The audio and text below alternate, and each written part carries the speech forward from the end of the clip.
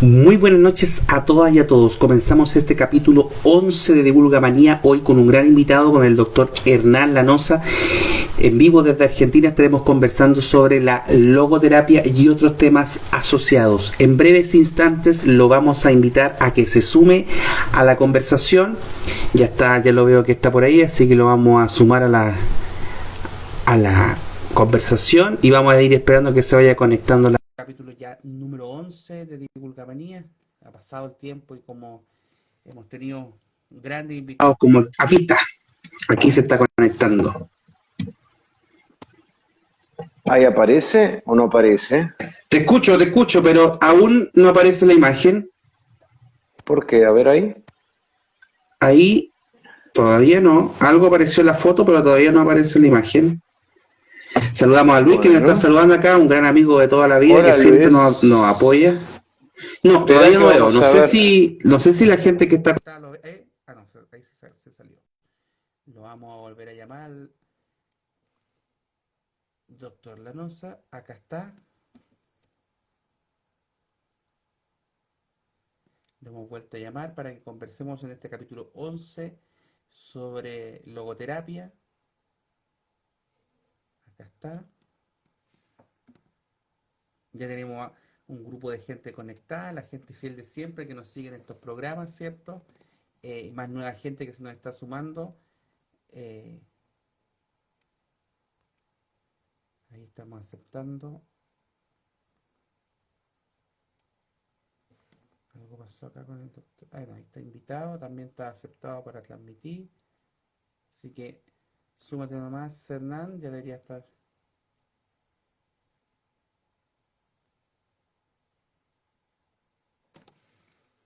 Ya, gracias Luis, vamos a ver qué pasó acá.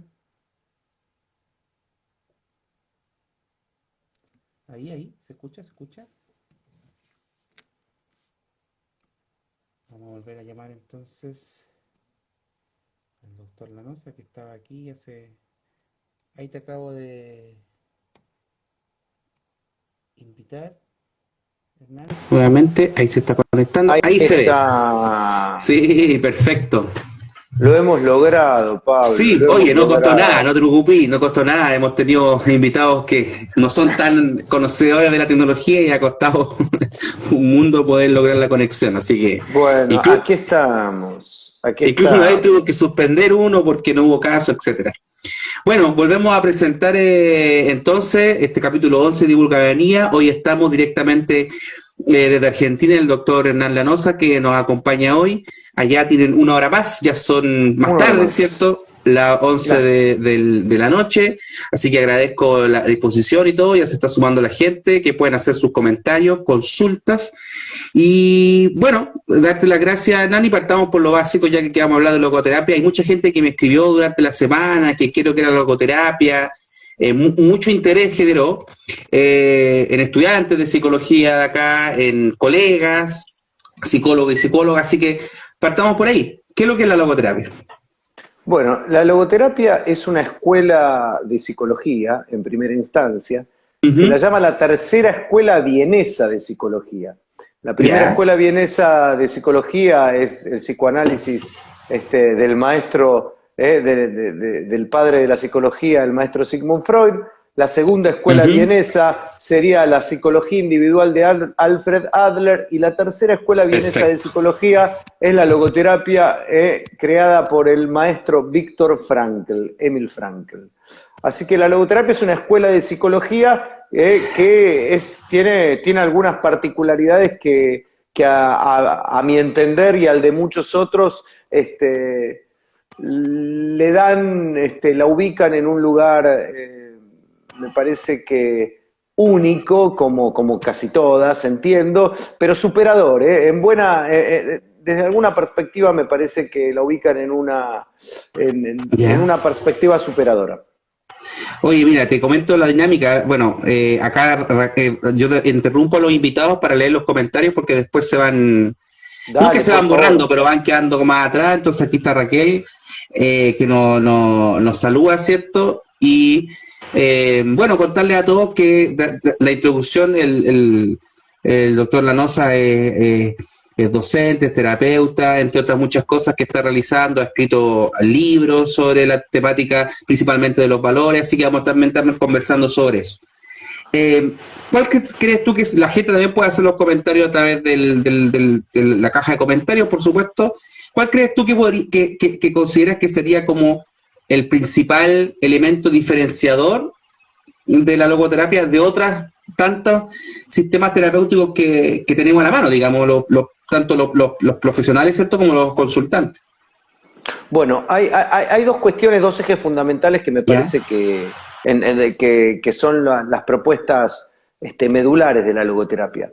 Una es la cuestión del sentido, que tiene que ver con que la realización, con que nuestra realización personal tiene que ver fundamentalmente con los niveles de sentido de vida, con los niveles de sentido que nosotros podemos ir descubriendo en nuestra vida. A mayor nivel de sentido, mayor nivel de realización personal sería la ecuación. Ese es uno de los grandes ejes de la logoterapia. Ahí entraría el tema de los valores que nos podemos meter. Pero el otro de los grandes ejes, que esta es una historia muy linda, porque una vez yo pertenezco a la Fundación Argentina de Logoterapia, estoy en el comité, y el presidente, que es mi maestro y que ha sido docente tuyo, me parece también, sí, Pablo, sí, el querido Oscar Oro, era amigo personal de Víctor Frankl, y una vez le preguntó cuál le parece que había sido el aporte más importante que había hecho la logoterapia a la psicoterapia en general. Y Víctor Frankl lo pensó un poco y después le respondió que sin duda había sido poner el tema tan importante de la antropología, de qué es el ser humano. ¿Por qué? Porque el ser humano, para la logoterapia, es un ser bio-psico-socio-espiritual. Y la dimensión espiritual o dimensión no ética es lo que nos da unidad y totalidad. Entonces tenemos dos ejes. Por un lado, el tema del sentido, y por el otro, el tema de la espiritualidad. Espiritualidad y sentido obviamente se articulan, ¿no?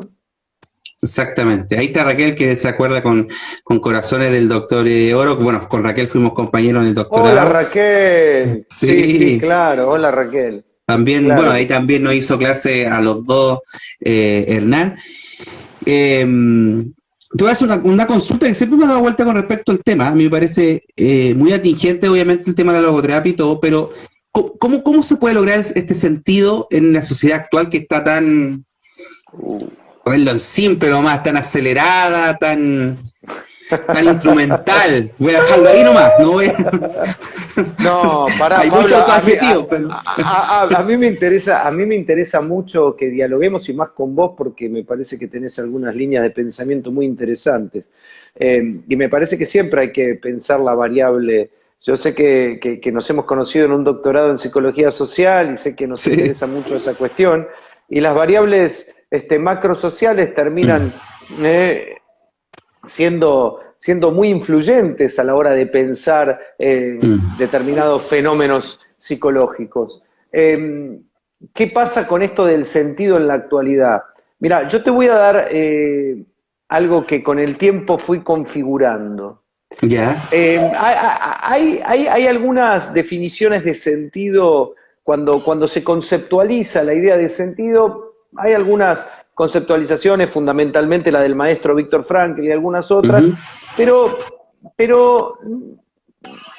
no parecieran, imagínate, Víctor Frankl tiene un desarrollo genial y fenomenal al respecto, pero no hay una definición sintética de qué es el sentido. En algún momento el maestro, un referente muy importante de la logoterapia, que es un divulgador muy importante hoy por hoy, que es Efrén Martínez, da una definición de sentido.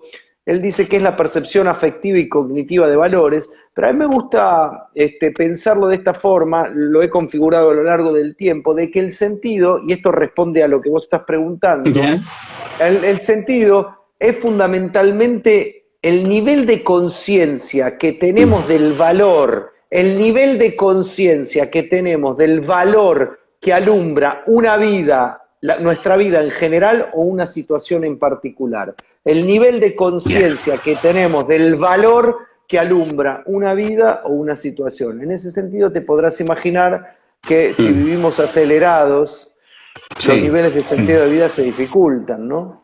Claro.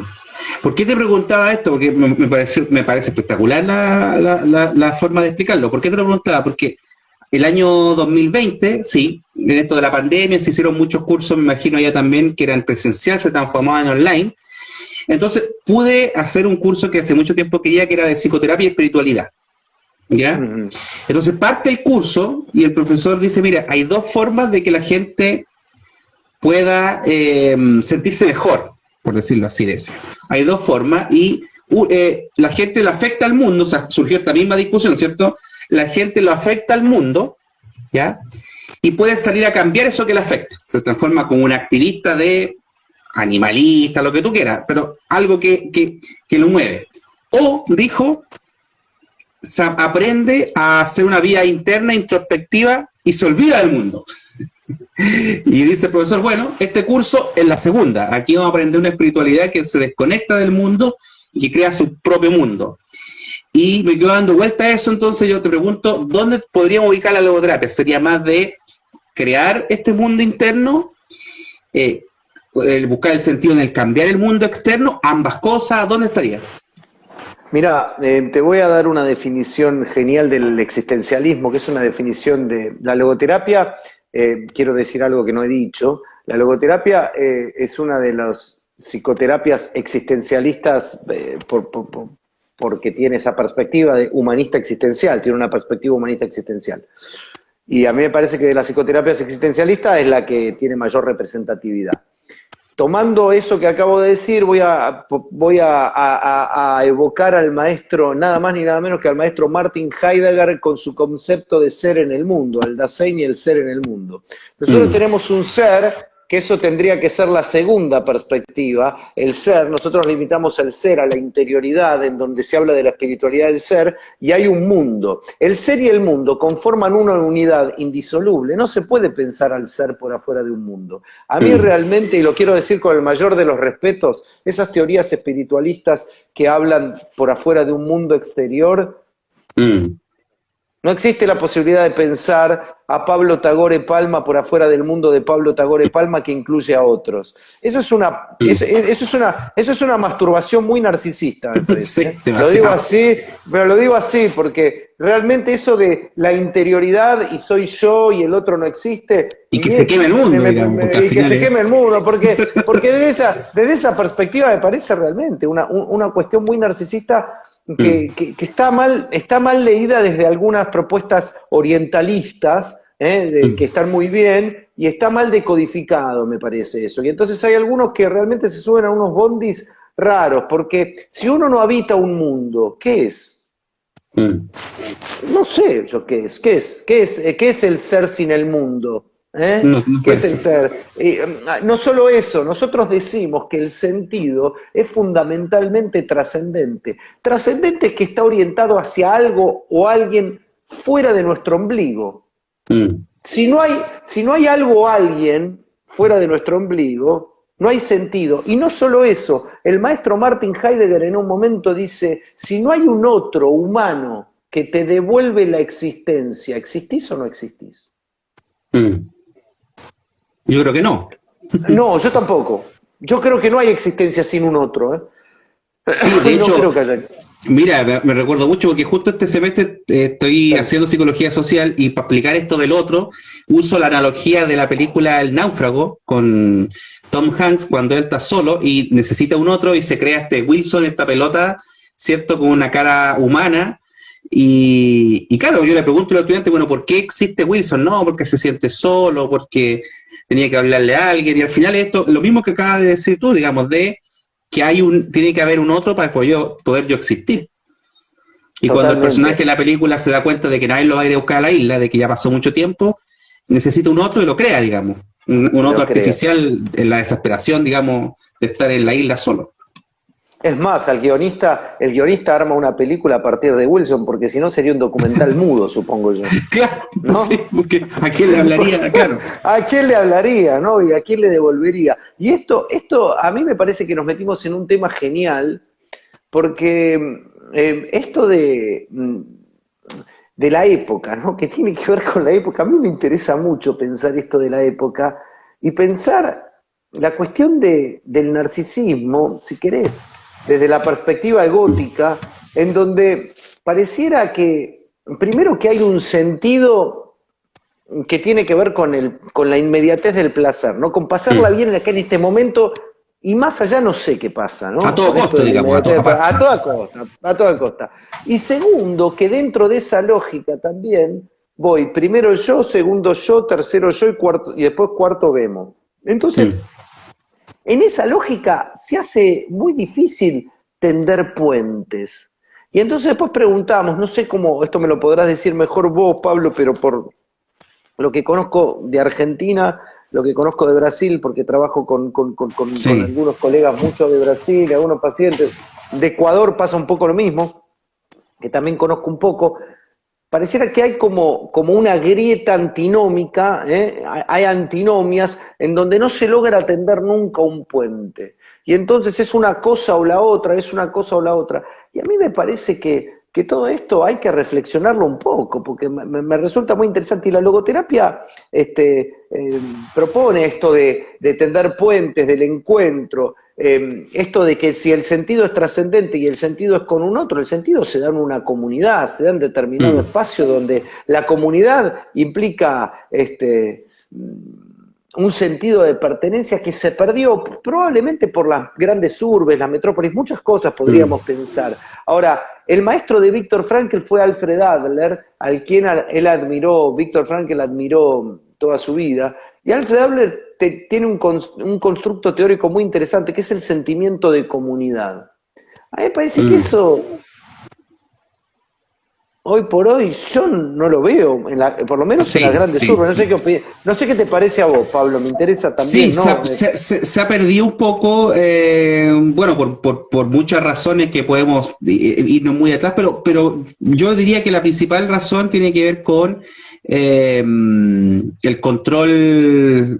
Tú sabes que yo con Ben Chung Han rayo con este autor, el control psicopolítico, es decir, el control de nuestra productividad, entre comillas, a partir de reglas que son autoimpuestas, o sea, que nos enseñan de muy chicos, pero que al final somos nosotros nuestros propios personas que nos estamos autoexplotando, que no estamos. Y en esa lógica, la comunidad no entra porque sería un distractor para este sistema que está muy bien armado, ¿cierto? Que digrega a las personas. Estamos digregados, ¿cierto? Sí, Eh, claro. y claro, si descubrimos que la colectividad está un posible germen de cambio, creo yo que hay personas que no les va a gustar que eso ocurra, digamos, entonces mejor mantenernos solos, separados y con luces. Con luces me refiero a las cosas bonitas, ¿cierto? Comprar, ¿qué es lo que está haciendo la gente cuando está triste? ¿Qué hace? Compra cosas, ¿cierto? Sale de shopping, compra cosas, cambia el auto, cambia, etcétera, para poder sentir el celular, para poder sentirse mejor, digamos. Y en Sí, esa sí. lógica, la colectividad no tiene mucho espacio porque también tenemos jornadas de trabajo asociadas a esto mismo, extremadamente extensas, ¿cierto? Eh, que nos dejan muy poco espacio para lo familiar, que obviamente que es Bueno, yo esencial. justo hoy hablaba con un colega Uh -huh. con el que hacemos alguna cosa, en relación a esta cosa de que cuando uno le pregunta a un otro cómo está y el otro se toma es casi una constante esto de estoy cansado o Sí, cansada, ¿no? sí. Estoy cansado o cansada. Porque hay una cuestión que parece como una contradicción muy grande, que tiene que ver con esto de que debemos ser felices, Mm. pero con un nivel de exigencia tremendo. Ahora, yo debo ser feliz cuando estoy sobreexigido y donde el cansancio impera, sobre todo, hablo en cualquiera que tenga, no sé cómo viene la cosa allá en Chile, en Argentina la cosa no está fácil y realmente para poder llevar las cosas adelante uno tiene que trabajar cada uno desde su perspectiva, pero hay un nivel de entrega y de propensión a la productividad y al trabajo muy grande que a la gente le genera un desgaste importante. Después cada Mm. uno tiene que cumplir sus diferentes roles, madre, padre, y entonces vos le preguntás después a ese consultante, a ese paciente, ¿y vos cómo estás? Cansado, te dice. Y Exacto, cansado es mira, algo Luis que... dice acá, Sí, ¿qué dice Luis? Acá dice Luis, dice, cuando la gente dice, no tengo tiempo, exactamente lo de lo que estamos ahí hablando. Nadie tiene tiempo, y todos están cansados y nadie tiene tiempo.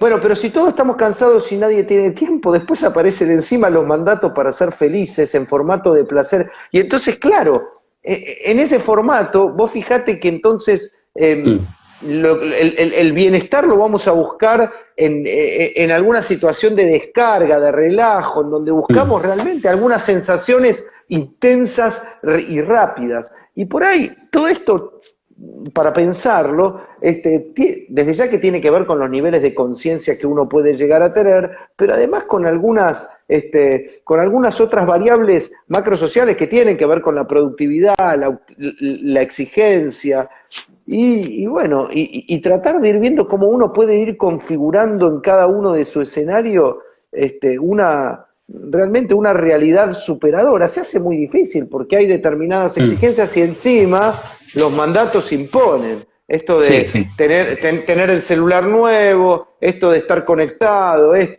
y bueno, y entonces los niveles de conciencia por ahí bajan. No sé qué decís vos, mi querido Pablo, que me interesa. Sí, mira, y aquí Raquel nos confirma que dice acá también, refiriéndose a Brasil, me imagino.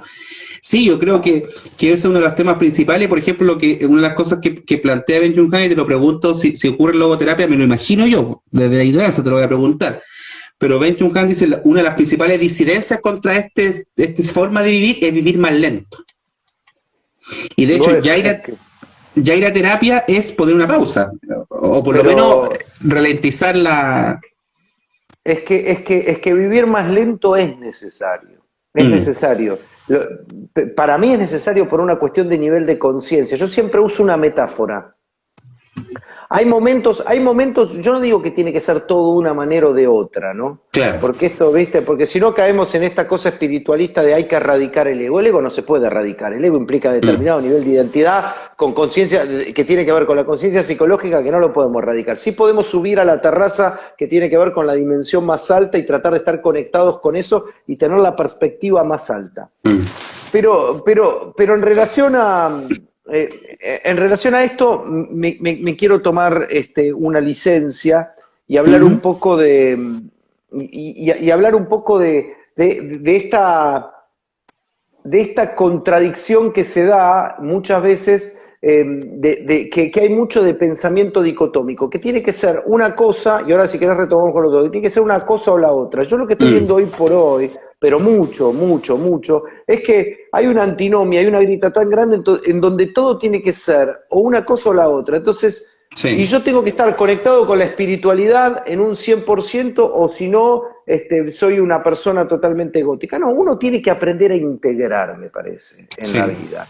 Y esto del movimiento lento, ¿por qué te lo digo? Porque claro que hay un momento seguramente en donde uno tenga que llevar determinado nivel y determinado ritmo, y cada uno tiene su ritmo, pero para tener conciencia, para lograr contemplar, para estar conectado, para ese momento de contemplación, de conexión y de conciencia con el instante, ir en quinta no camina. En quinta caminará como para llevar adelante algún proyecto, llevar adelante algo y cumplir una meta. Ahora, disfrutar y tener conciencia del proceso no es en quinta. Y yo siempre, y te decía, uso la metáfora del auto. Si uno quiere pasear y contemplar, ¿va en quinta o en segunda? Si vamos a pasear en el auto, yo uso la metáfora del auto, ¿no? Salimos a pasear, un lugar nuevo, disfrutar un poco, un lugar nuevo, con esa mirada del turista que se asombra ante determinadas que saca foto a todo y todo. Saca foto, y estamos diciendo así, qué lindo, qué lindo. ¿Qué vamos a ir en quinta o vamos a ir en segunda? No, lo más lento posible, claro. Lo más lento posible, lo más lento posible. A veces es difícil porque venimos en el modo automático. Bueno, el modo automático, usted sabe, Pablo, que entiende bastante de cognitiva, que se nos impone a veces, pero bueno, hay que tratar de justamente tomar conciencia y desanudar y desactivar algunas cosas.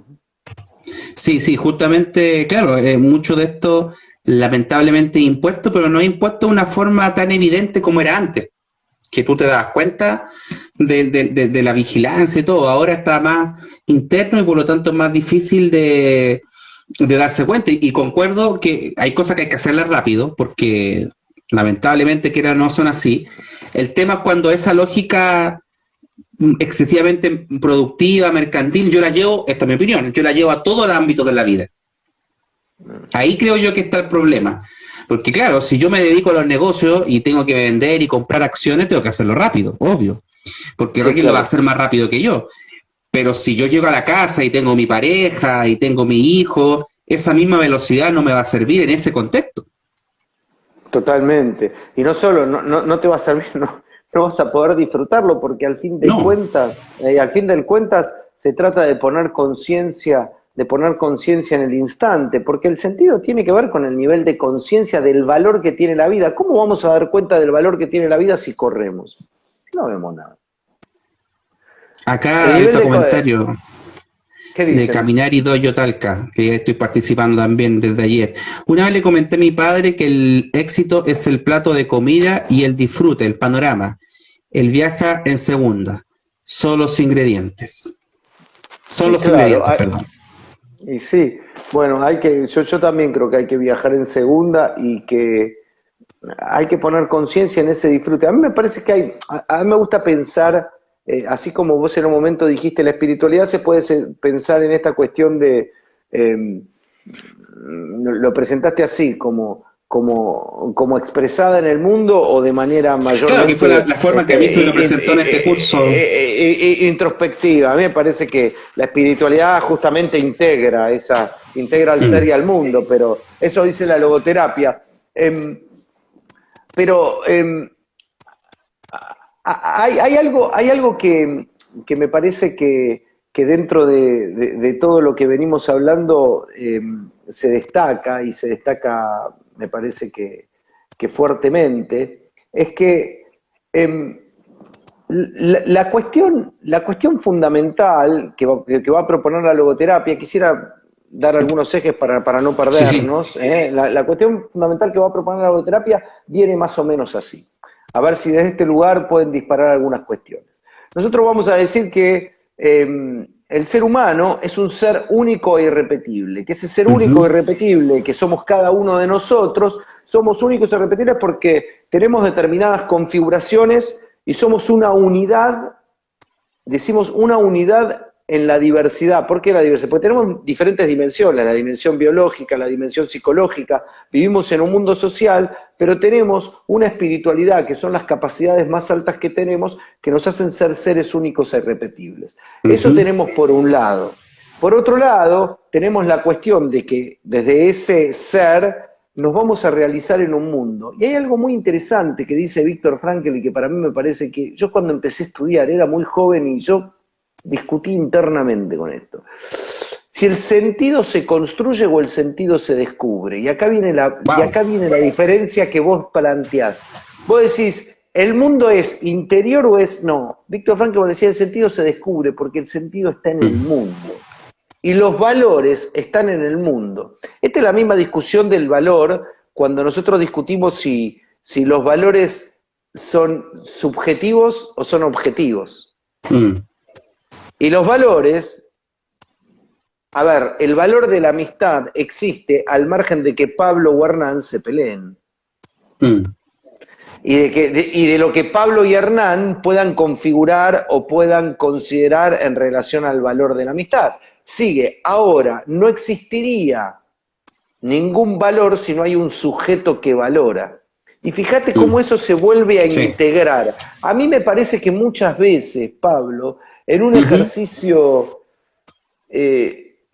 casi, no digo perezoso, pero acotado, tratamos de separar y no hacer el ejercicio de buscar la manera de integrar algunas cuestiones. Porque a mí me parece que casi todo se puede integrar. Alguien dijo ahí algo... Subjetivo, dijo Raquel, sobre los valores, me imagino. Sobre los valores. Me imagino yo que era sobre los valores. Sí, Raquel cree que son subjetivos.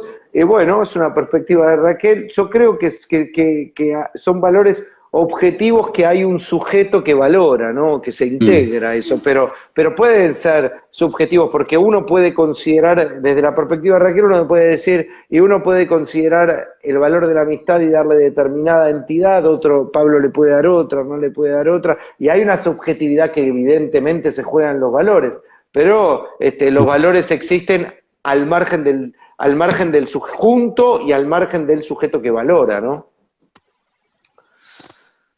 ¿Qué más? Bueno, sí, dice muchas, claro, incluye muchas cosas, dice Raquel por acá, así que estoy traduciendo bien, si es que creo que eso fue lo que quiso decir. Sí. Bueno, ya que salió el tema de los valores, ¿cuál es la importancia de los valores o cómo funciona el tema de los valores en la logoterapia? Bueno, el tema de los valores en la logoterapia, nosotros decimos que los valores son sentidos universales. Y los valores, nosotros vamos a decir que hay un instinto que empuja, claro que sí, una pulsión que empuja, siempre, o mucho, pero hay un valor que atrae. Y existiendo la conciencia, esto es muy sartreano, el ser humano se puede decidir por aquello que considera que tiene valor. De hecho, hay un concepto en logoterapia que es un concepto muy, muy interesante, que es el antagonismo psiconoético. ¿Qué es eso? Es la capacidad que tiene el ser humano de oponerse al mandato psicofísico y a los instintos. Por ejemplo, yo siempre doy el ejemplo más fácil que uno puede pensar, que es los ayunos y Gandhi, ¿no? Claro. Como por una causa más noble o una causa altruista, Gandhi generó determinada situación que se oponía al mandato psicofísico. Bueno, el antagonismo psiconoético facultativo es esa capacidad que tiene el ser humano de oponerse al mandato psicofísico. Los valores, en realidad, si ustedes me preguntan, yo creo que la logoterapia hoy por hoy es una psicoterapia totalmente de vanguardia y necesaria porque pone en el tapete y pone arriba de la mesa el tema fundamental axiológico, el tema de los valores. El tema de los valores es el gran tema hoy en la sociedad. Si ustedes me preguntan a mí cuáles son los valores imperantes, ¿a vos qué te parece, Pablo, hoy por hoy cuáles son los valores imperantes? ¿De la sociedad? Sí. El valor económico, el consumo como un casi determinante de la identidad, digamos, quien más consume tiene mejor definida su identidad, el éxito individual, también creo que es un valor que está muy presente en la sociedad actual, el instrumentalismo en las cosas, de que nos movemos de forma instrumental en todo ámbito, incluso en cosas que no debieran ser instrumentales, ¿cierto? Cuando le preguntaba a un amigo, bueno, ¿qué gano yo? Esa pregunta, como decía yo, está bien para el corredor de bolsa, ¿cierto? Pero si estamos entre amigos, esa pregunta no sé si será tan acertada. Esos creo yo que son los valores que están como más sobresalientes, que no son los mismos que la gente declara. Eso creo yo también. O sea, todos tenemos más o menos claro cuáles son los valores que creemos que debían ser los correctos, pero no necesariamente estamos viviendo a partir de esos valores, creo yo, no sé. Sí, coincido y suscribo en buena medida. Me quedo pensando un poco en tu perspectiva sociológica y el tinte político que tiene, que sí, me parece que es muy atinado también. La logoterapia, en este sentido, tiene mucho para aportar, porque la logoterapia lo primero que plantea es que nosotros es una psicoterapia de la responsabilidad y de la ética. ¿Por qué? Hablando de valores. A ver, la moral es el conjunto de normas, valores socialmente promovidos. Esto podría incluir hasta el consumo, hasta el consumismo, el valor del consumismo, si querés, o del consumo. Ahora, la ética es la apropiación singular que hacemos cada uno de nosotros de esos valores. Por lo tanto, la logoterapia es una propuesta de una psicoterapia ética, en el mejor de los casos. Yo siempre lo defino así, es una psicoterapia ética en donde cada uno tiene, y para eso necesitamos conciencia, necesitamos saber de qué estamos hablando, cuando hablamos de valores. O sea, Hernán, te interrumpo aquí porque antes que se me vaya la pregunta. O sea, que podría ser, en esto que tú me estás contando, nos estás contando todo, que perfectamente una persona pudiera sincerarse en un proceso terapéutico y pudiera decir, sí, ¿sabes qué? Efectivamente el consumismo es un valor central en mi vida y quiero seguir viviendo con eso, digamos. estaría bien entonces, ¿no? Pero claro, yo quiero decir algo, el logoterapeuta no es, el logoterapeuta, Víctor Frankl lo dice así muy gráficamente, genial, dice, el logoterapeuta no tiene que ser nunca un artista plástico que le pinta el mundo al consultante. Claro. En el mejor de los casos, puede ser un oftalmólogo que le ayuda a ver el mundo, le da unos lentes para que vea el mundo de la mejor manera posible, pero no le dice. Por eso digo que ese personaje sería bien, digamos, entre comillas, esto es una caricatura, ¿cierto? Sí, lo que pasa es que el valor tiende a la vida, ¿no? Porque si viene alguno y a vos y a mí, Pablo, nos dice, a mí me hace bien asesinar niños. Claro, bueno, no, pues ahí. Claro, estamos hablando. No, digo, por llevar algo al extremo, a un absurdo. Sí, está bien, ¿no? para que se entienda, sí. Sí. Acá Luis tiene una pregunta y se consulta, ¿se define el valor de la paz desde el punto de vista de la logoterapia, yo creo que puso ahí, para Ucrania y para Rusia, que en un mismo valor tiene distintos prismas? O sea, yo creo que está hablando de la diferencia de los valores, me imagino yo ahí llevándole este conflicto que hay en todo caso. A mí llevando el tema del conflicto en el cual yo he aprendido algo cuando hice un doctorado. De lo que no sé trato de no hablar, pero lo único que me parece que invadir un país hoy por hoy en el 2022 es raro. Es lo único que puedo decir. Es difícil de justificar, sí. Es difícil de justificar. Eso es lo único que puedo decir yo, al margen de algunas apreciaciones que existen y que sé que hay y que pueden. Yo es lo único que puedo llegar a decir. Y que me parece que la guerra es el fracaso absoluto de determinadas cuestiones. Lo que pasa es que yo quiero decir algo en relación a los valores y los gobiernos mundiales, voy a decir. Miren, voy a hablar del gobierno de la clase dirigente argentina para no extenderme. La clase dirigente argentina, yo tengo 48 años. Yo viví en este país, cuando nací yo en este país, 4 personas de cada 100 eran pobres. ¿Ya? Y lo que se pagaba de impuestos por todos los artículos era el 11%, lo que se llama el IVA, el impuesto a todos los productos que hay. Hoy, que tengo 48 años, hay 50 pobres de 100 mínimo y lo que se paga sobre todos los productos de impuestos es 21%, el doble de lo que se pagaba cuando yo nací.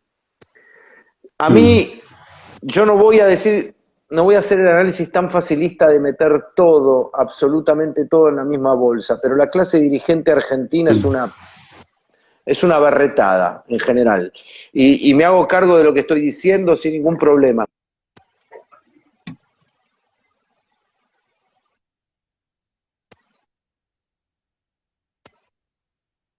Valorativo, que de algo me interesa. Claro, qué grande mi tío dice acá, debe ser tu sobrino, me imagino, aquí, Simón. ¿Quién? Simón, sí, Simón. Simón, lo quiero tanto a Simón, sí. Simón, vamos Simón a recuperar esa pierna, querido, estaba con algunos temas. No, lo que decía en relación a eso es que, vos sabés que en la investigación que hice en mi tesis doctoral, esto no sé si te lo conté una vez, Pablo, yo estaba tratando de ver cuáles eran los valores que realmente favorecían el sentido de vida. Sí. Y tenía una persona conocida que estaba metida, que era una persona importante en el ámbito político de ese momento, y entonces yo tomé alrededor de, 250 encuestas de protocolos, y entonces le di a ella 20 protocolos y le pedí por favor que los distribuya entre la gente conocida, y le pedí que los distribuya entre políticos de alto rango, porque esta persona tenía un puesto importante, ¿está bien? Tenía acceso a la cúpula. Acceso a la cúpula. Los valores eran 10, se llaman valores transculturales porque están en todas las culturas. Esto lo descubrió un tipo que se llama, el hallazgo de un tipo que se llama Shalom Schwartz, que investigó durante muchos años el tema de los valores, generó un cuestionario para medir cuánto nos identificamos cada uno de nosotros con estos valores que se replican en todas las culturas. Dentro de los 10 valores estaba el de poder.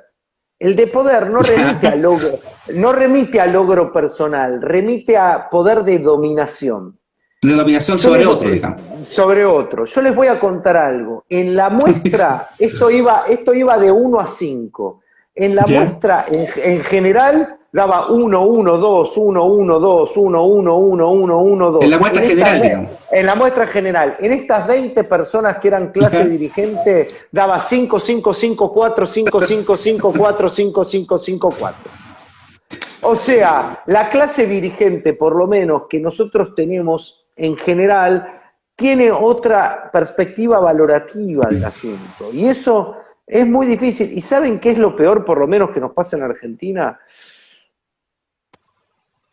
Que yo no sé si la gente más interesante que uno puede decir qué bueno sería que esta persona pudiera tener algún espacio en el gobierno para poder gestionar y poder proponer, le interese disputar lo que hay que disputar, porque en Argentina para llegar a ese lugar hay que pasar por mucha mugre, muchos escollos, mucha mafia, y yo no sé si a alguien le interesa llegar a ese lugar. Y entonces se hace muy difícil, porque vos y yo vamos a terminar hablando más adelante de algunas cuestiones, y los que manejan la película tienen unos valores diferentes a los nuestros.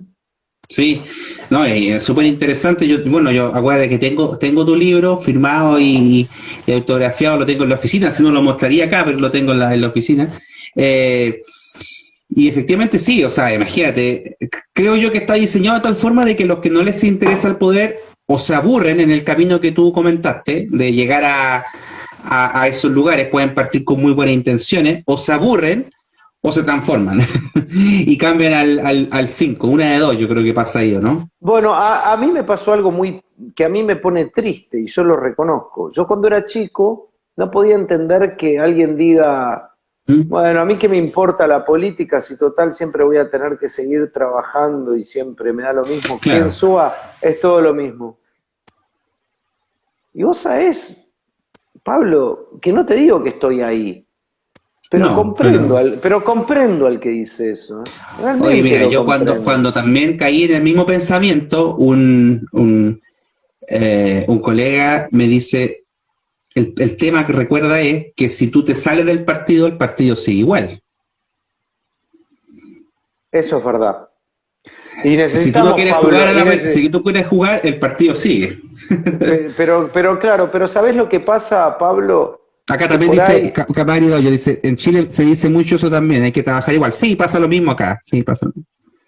Para lo que yo digo es que lo que hay que hacer es generar microcosmos o microuniversos de amor, de sentido, y yo no quiero usar el término setentista que se usó en Argentina de guerrillas, pero yo creo que hay que usar guerrillas de amor, guerrillas de sentido, microcosmos de amor. Y sabés que yo no me voy, no puedo entrar en la lógica berreta, porque es una lógica berreta del poder. Ahora, si hablamos de políticas públicas y pensamos una sociedad desde una perspectiva un poco más alta, bienvenido sea. Pero en la lógica, hoy la política en Argentina se transformó en una cuestión de nombre propio, no sé allá, pero acá es una cuestión de nombre propio, de operaciones. Y bueno, y eso tiene muy poco que ver desde la perspectiva de la que estamos hablando. La logoterapia, por ejemplo, no se mete mucho en la psicología política hoy por hoy, tendría que tener mucha más preponderancia, porque la verdad que la espiritualidad tiene que ver realmente con tender puentes, con afinar con un otro, con entender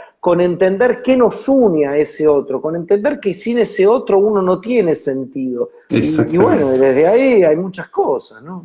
¿Qué sé yo?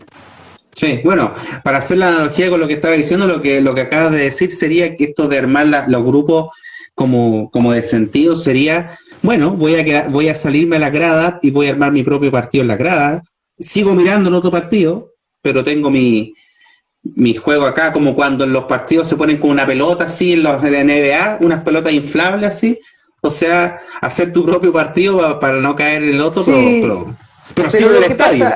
Pero lo que pasa es que hay algo que nos pasa, Pablo, no sé si, yo sé que vos sos papá también y sé lo que implica, y sé todo lo que implica para vos ese rol, y todo lo que te encontrás, y lo importante y lo trascendente que es para vos. Hay una relación, hay una situación que ya lo dijo el maestro Sigmund Freud hace tanto tiempo, que es de quantum energético. Hay una cuestión de quantum de energía. Si yo pongo la energía acá, la saco de acá. Y nosotros en el rol de papá, tenemos que poner mucha energía al margen de lo profesional y demás. Después está el otro rol que a mí me genera mucha alegría y mucha satisfacción y mucho sentido, y descubro mucho sentido, que es el rol de la paternidad. Entre el rol profesional que uno tiene y el rol de la paternidad, uno mete mucha energía. Sí, mucho. ¿Cuánto queda de ese quantum energético para seguir batallando con los Poco. monstruos que hay que batallar? Poco. Poco, Y no sé si te ha pasado, pero necesitaríamos... yo estaba, ahora que volvieron las reuniones presenciales, estaba en varias reuniones donde me han tenido que despertar. Literalmente me han tenido que despertar, me han tenido que hacer así porque ya me quedé sin la energía ahí. No, pero Pablo, pero lo que pasa es que yo de verdad admiro a la gente como vos que sigue yendo a reuniones para tratar de cambiar y mejorar algo. A mí lo que sí me parece es que tenemos un rol fundamental los que somos papás, y acá me meto en otro tema. A mí me parece un tema tremendo, porque de esto tiene que ver la logoterapia. La logoterapia, Sí, desde la espiritualidad podemos hablar muchas cosas, y nos vamos a meter en un tema genial, a ver qué te parece, Pablo, si nos vamos por acá. sí. El tema de género, el tema de la masculinidad, el tema de lo que está pasando en esta propuesta feminista, de cómo nos interpelan en algunas cuestiones, y entonces de ese lugar y desde ese rol nosotros sabemos lo que nos cuesta energéticamente algunas cosas. Usted es más joven que yo, me parece que tiene un par de años menos y tiene más energía. Entonces vos todavía vas a dar clase, atendés tus pacientes, haces de papá y te vas a reuniones políticas. Bueno, yo las reuniones políticas ya las dejé. A lo sumo toco la guitarra un rato y canto para sentirme un ratito bien, pero las reuniones políticas ya las dejé de lado. ¿Y sabés cómo colaboro? Desde la docencia trato de la docencia hacer lo mejor que puedo, y trato como papá me esfuerzo un montón Sí, de tratar de estar de la mejor manera posible, tratando de transmitir esta cuestión de valores, ¿no? sí. En donde quiero salir de esta lógica egocéntrica y egótica que está imperando hoy por hoy. Yo siempre le digo a mis hijos, en este hogar no se negocia el sentido, la esperanza, el amor, y menos que menos la benevolencia y el respeto hacia el otro, y el puente y tender puentes. No se negocia la benevolencia en mi casa. Uno tiene Claro. que trabajar fuertemente por eso. Tenemos que trabajar fuertemente con nuestros hijos para volver a tener una perspectiva inclusiva. Me parece que hay una perspectiva hoy por hoy en este mundo muy excluyente, mi querido Pablo, que tenemos que revisar, me parece. Oye, acá vuelven a traerlo al tema anterior, sí, porque nos preguntan acá qué pasa con el sentido cuando nos acercamos al poder. Bueno, a los que les gusta el poder van a estar bien con el sentido, digamos. Sí, claro. No, a los que les gusta el poder y lo que pueden hacer de repente, realmente, si se acercan al poder y les gusta, es un lugar difícil ese, ¿eh? Yo no sé cuántos estuvimos cerca de ahí. Yo he conocido a algunas personas que se puede decir poderosas. Son personas con una energía muy particular, con un ego muy sostenido, con niveles de... Cuando Y uno con se una afirma... trayectoria de poder, ¿ah? Como desde chico, así Sí, que sí, siempre, sí, de chico, siempre de cerca chico. del poder, digamos. De chico. De chico. Hay un chiste que yo siempre, para trabajar el tema del egocentrismo, el narcisismo, uso con mis pacientes. Después te voy a pasar. Es una foto ¿Ya?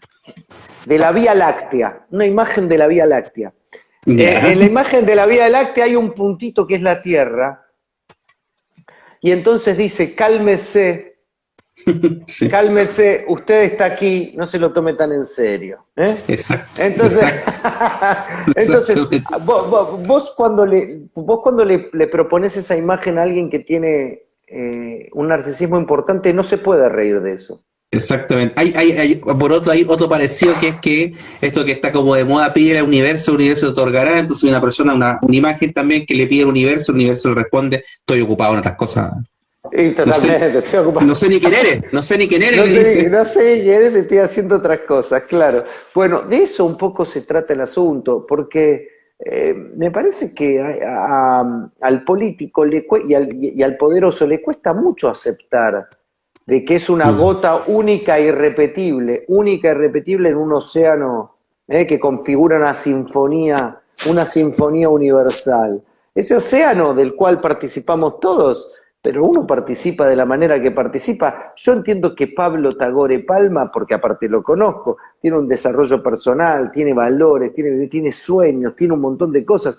No es que esta idea loca de que Pablo Tagore Palma, a mí me da mucha risa esto. Es como, viste, no sé si lo escuchaste, es como un actor secundario de la película de uno.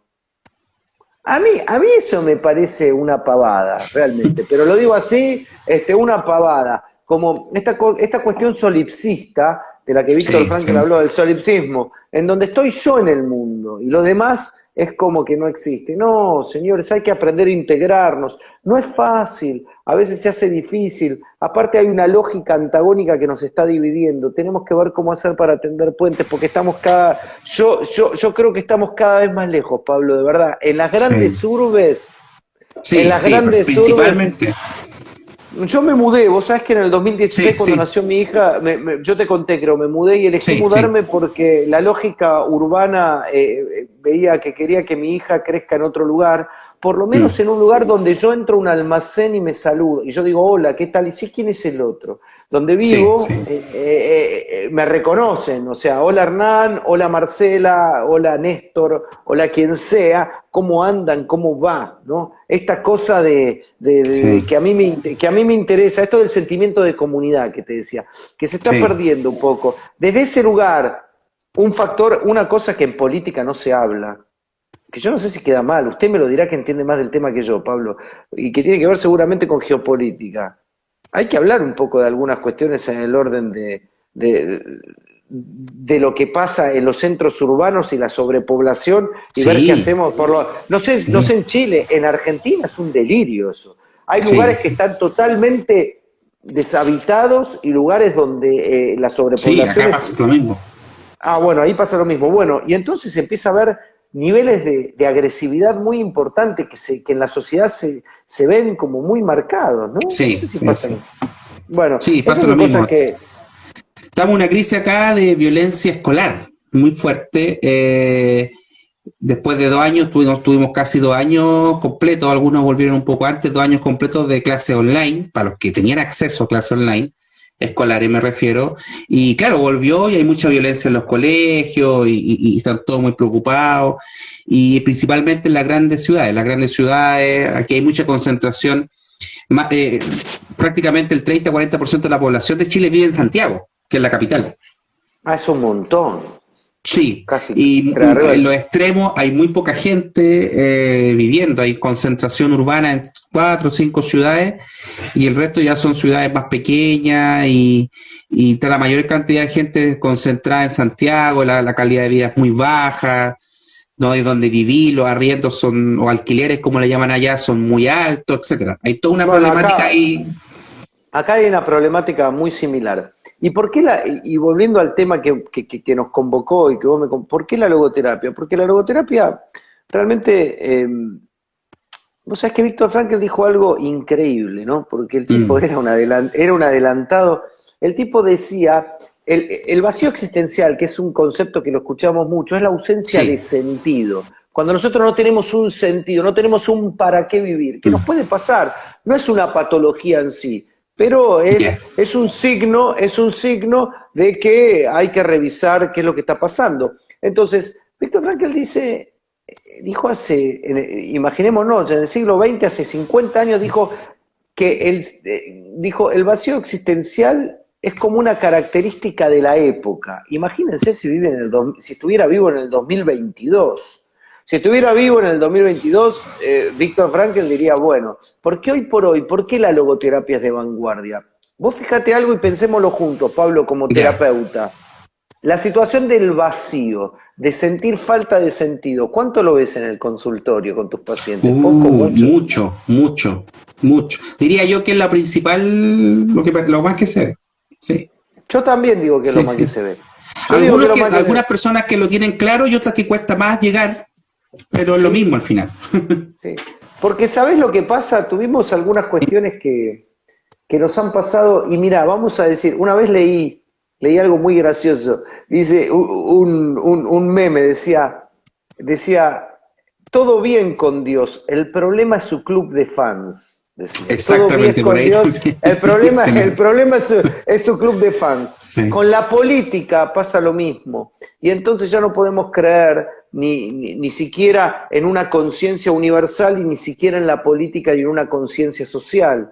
Y sí tenemos que creer, porque nos ponen unos representantes, unas clases dirigentes. En Chile hoy, ahora sé que hay mucha esperanza, ojalá que vaya de la mejor Ojalá. manera. Hablo de Argentina, en donde nos ponen unas clases dirigentes muy berretas, muy malas, entonces uno descree, se desmoraliza, Mm. y después dije algo más alto, mucho más alto, y esto puede pesarle a muchos, pero bueno, la logoterapia también se la juega, y considera de que el nihilismo en buena medida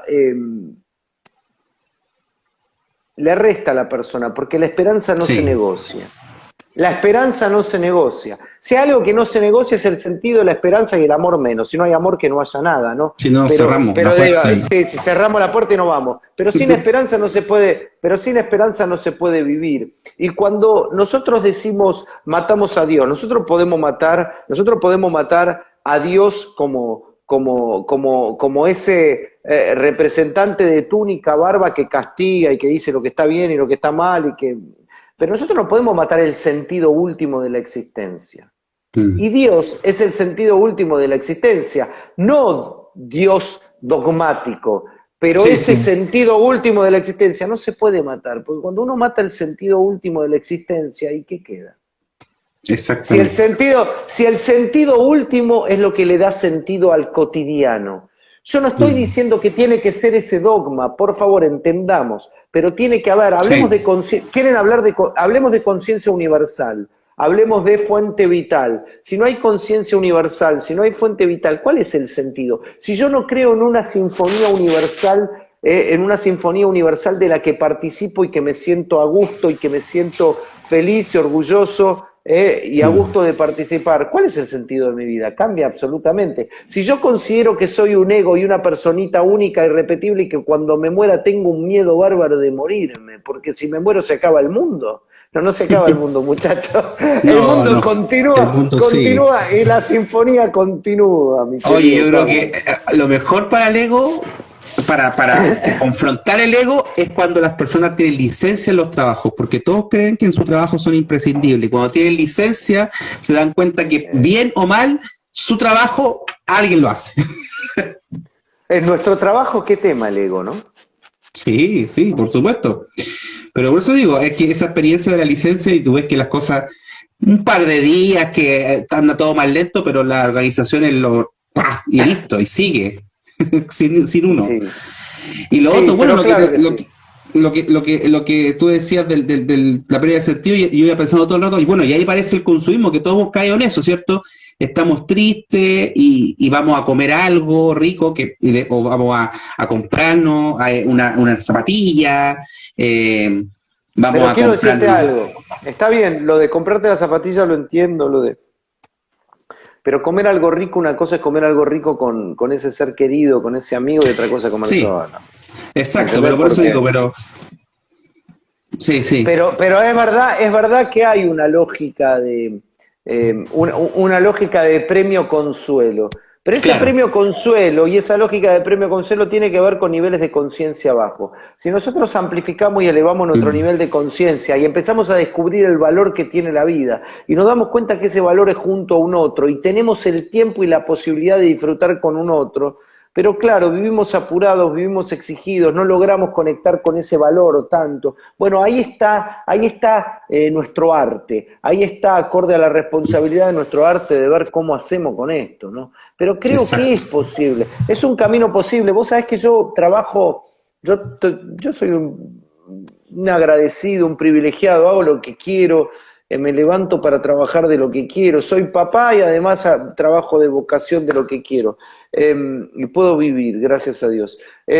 Y digo, sobrevivir y llevar una vida sin que a mi familia le falte nada. Entonces, y hago lo que quiero. Y cuando hago eso y digo, bueno, ¿cuál es mi objetivo? Es favorecer la realización de la persona que tengo delante. A partir, claro, de la perspectiva que uno puede tener, pero metiéndonos en el mundo del otro. Y cuando nos metemos en el mundo del otro, empezamos a encontrar algunas cosas. Yo te voy a contar algo que me sorprendí. Estoy participando en algún programa acá en la televisión pública. Sí, vi las fotos en Facebook. ¿Sabés qué es lo interesante, Pablo, de ese programa? Que es un programa para jóvenes. Ya. Centennials, 20 años. Centennials, en donde se tocan determinados temas. Vos sabés que me sorprendí mucho. Ayer me invitaron para hablar de responsabilidad afectiva. Y me sorprendí mucho porque se iba a hablar de parejas abiertas y demás. Y yo pensé que había una convicción fuerte en algunos temas. Y los chicos están muy perdidos. Pero muy perdidos. Sí. Yo pensé que me iba a encontrar con una postura férrea con respecto. No. El ego, los celos, la posesión del cuerpo, sí. El control del deseo del otro, sigue todo funcionando de la misma manera. Y la verdad que me sorprendió porque fui con la idea de que esta generación ese tema lo tenía más claro. Ahora, empiezo a pensar cuál es la responsabilidad que tenemos. Yo tengo hijos, fui papá más grande y tengo hijos más chicos, pero empiezo a pensar en cuál es la responsabilidad que tenemos nosotros, los que somos padres, en esto que está pasando, porque hay, por un lado, una cuestión de vacío existencial muy grande, por otro, se abrieron un montón de cuestiones, hay una revolución social en relación a los vínculos, Pablo, que supongo que la estás viendo, que es un lío bárbaro, en donde se juegan un montón de cosas, y sin embargo, no parece haber mucha convicción del lado de los jóvenes en defender no lo que uno esperaría, no lo que uno creería. No lo que uno espera con esa convicción. Y desde ese punto de vista también me remito, creo que lo más interesante que pasó en los últimos tiempos, no sé allá, pero por lo menos acá, interesante a nivel cambio, es la propuesta del feminismo, ¿no? Que vino con algunas proclamas, una propuesta para mover algunas cosas y hacernos pensar algunas cosas. Pero también empieza a pasar algo, ¿no? Que en vez de entender al feminismo, al patriarcado como una cuestión institucionalizada y androcéntrica, pero institucionalizada, se la agarran con el varón heterosexual de una manera como que tiene que pagar un plato roto de una gira que muchas veces no le corresponde. Muchas veces no le corresponde. Sí. Y entonces lo que sigue pasando es generar una antinomia de un lado y del otro. Entonces, ¿sabes lo que pasa? Toda la proclama y la propuesta feminista, que es tan interesante que nos viene a interpelar, no nos convoca. Porque entre vos y yo, y no es por ponerme psicoanalítico, el macho patriarcal tiene mucho más que ver con un nene de mamá que con otra cosa. Y eso es un tema que si querés lo abro, pero tiene mucho más que ver con un nene de mamá que con otra cosa.